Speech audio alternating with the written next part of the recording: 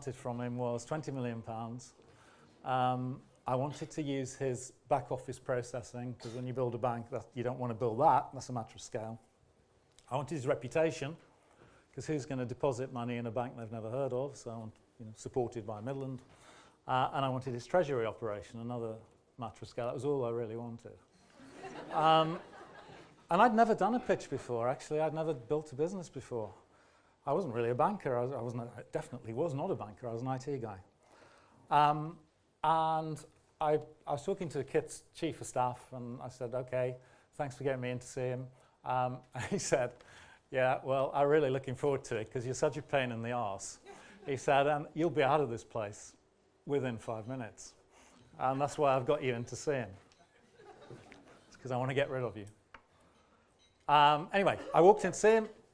Started to talk about what became First Direct. It was an idea for a 24/7 telephone bank.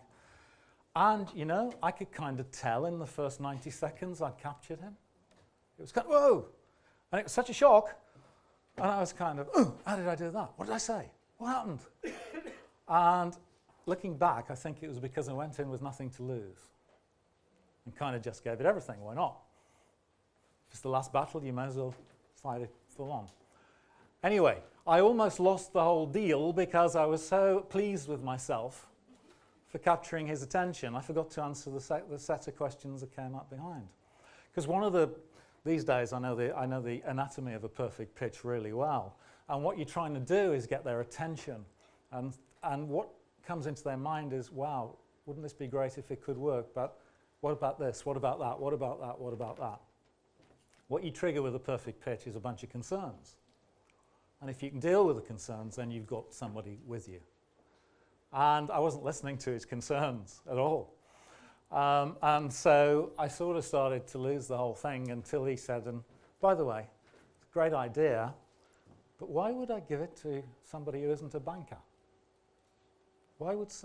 He needs a banker to build this, doesn't it? Not somebody like you. And somewhere, out of the blue, into my head came the perfect answer to that question. I have no idea where it came from. And sometimes you'd have to snatch the weapon off the wall in the middle of a battle and just use it, the weapon you hadn't spotted before the question was asked. And my answer to that, there is no banker alive who's ever done this. Because the last big bank that was ever built was 100 years ago. You don't want a banker, you want somebody who just knows how to build businesses. At which point I thought, shit, I don't know how to build businesses. But he didn't follow up with that question. Thankfully.